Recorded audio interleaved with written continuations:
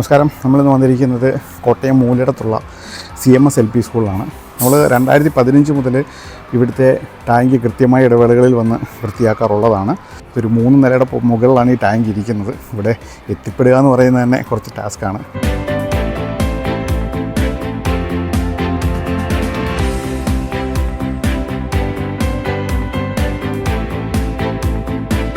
ഭയങ്കര വെയിലാണ് ഇവിടെ. അപ്പം നമ്മളിവിടെ വന്ന സമയത്ത് ടാങ്കിൽ വെള്ളമില്ലായിരുന്നു. മോട്ടർ ഓണാക്കിയിട്ടേ ഉള്ളൂ. ഇനി വെള്ളം നിറഞ്ഞിട്ട് വേണം നമുക്കിത് ക്ലീൻ ചെയ്യാനായിട്ട്. നമ്മൾ വാട്ടർ ടാങ്ക് ആദ്യമായിട്ട് കണ്ടുപിടിച്ചപ്പം ഈ മോഡലാണ് ഞാൻ ഉണ്ടാക്കിയെടുത്തത്. ഇതിൻ്റെ ഈ വാൽവ് അടച്ചു വെക്കും, ഈ വാൽവ് തുറക്കും. ഇങ്ങനെ തുറന്നിട്ട് ഇതുവഴി വെള്ളം ഒഴിക്കും. വെള്ളം ഒഴിച്ച് ഈ ലെവൽ വെള്ളം ആകുമ്പോൾ ഇതങ്ങ് അടച്ചു വെക്കും. എന്നിട്ട് ഇതിലൊരു പൈപ്പ് ഇതിനകത്തുണ്ട്. ടാങ്കിലോട്ട് ബ്രഷും ഈ സാധനങ്ങളും നമ്മൾ ഇട്ട് കഴിയുമ്പം ആ ഓസ് ഇതിലോട്ട് കണക്ട് ചെയ്യും. കണക്ട് ചെയ്തിട്ട് താഴത്തെ ഈ വാൽവ് ഇങ്ങനെ തുറന്നു കൊടുക്കും. ഇങ്ങനെ തുറന്നു കൊടുക്കുമ്പോൾ ഇതുവഴി വെള്ളം പോകും. ആ വെള്ളം പോകുന്ന കൂട്ടത്തിൽ അകത്തുനിന്ന് വെള്ളം കയറി വരും. അങ്ങനെ പോയിക്കൊണ്ടേയിരിക്കും. 2015 സൈഫോണിക് വാട്ടർ ടാങ്ക് ക്ലീനർ ആദ്യമായിട്ട് ഇറങ്ങുമ്പോൾ ഉള്ള മോഡലാണ് നിങ്ങളിപ്പോൾ കണ്ടത്. ഇതാണ് നമ്മുടെ ഏഷ്യാനെറ്റിൽ വന്ന വാർത്തയിലൊക്കെ കാണിക്കുന്ന ഏകദേശം ഈ ഒരു മോഡലാണ്.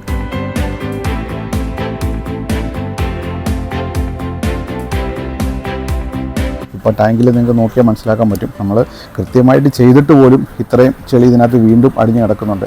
നമ്മൾ ഈ ചെളി എടുത്ത് കളഞ്ഞില്ലെങ്കിൽ ഈ കെട്ടിക്കിടക്കുന്ന വെള്ളം തന്നെയാണ് ഈ കുട്ടികളെല്ലാം ഉപയോഗിക്കേണ്ടത്. നമ്മുടെ എല്ലാവരുടെയും വീട്ടിലെ അവസ്ഥയും ഇതൊക്കെ തന്നെയായിരിക്കും.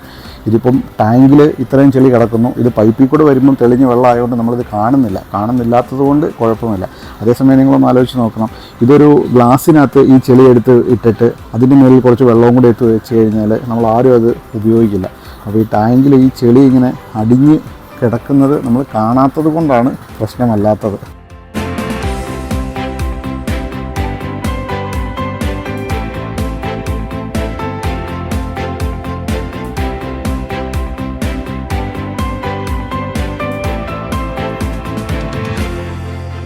ഇപ്പോൾ ഈ കുറച്ച് സമയം കൊണ്ട് തന്നെ 3/4 ഭാഗത്തോളം ക്ലീൻ ആയിട്ടുണ്ട്.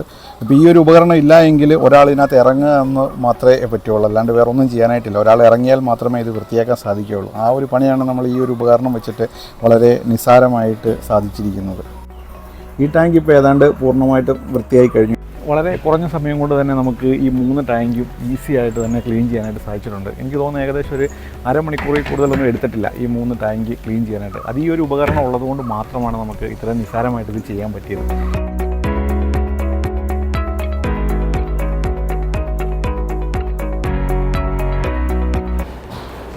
ഏവർക്കും നമസ്കാരം.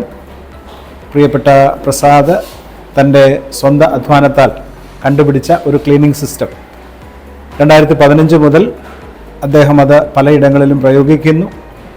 NSM CMS LPSലും വർഷങ്ങളായി അദ്ദേഹം തന്നെ അത് ക്ലീൻ ചെയ്യുന്നു. വളരെ വിശ്വസ്തമായിട്ടും വിശ്വസനീയമായിട്ടും ഉള്ള റിസൾട്ട് അതിന് ലഭിക്കുന്നുണ്ട് എന്നുള്ളത് വളരെ സന്തോഷമാണ്. അദ്ദേഹത്തിൻ്റെ എല്ലാ ഉദ്യമങ്ങളെയും ദൈവം അനുഗ്രഹിക്കട്ടെ എന്ന് ആശംസിക്കുന്നു. ഭാവുകങ്ങൾ നേരും. Thank you.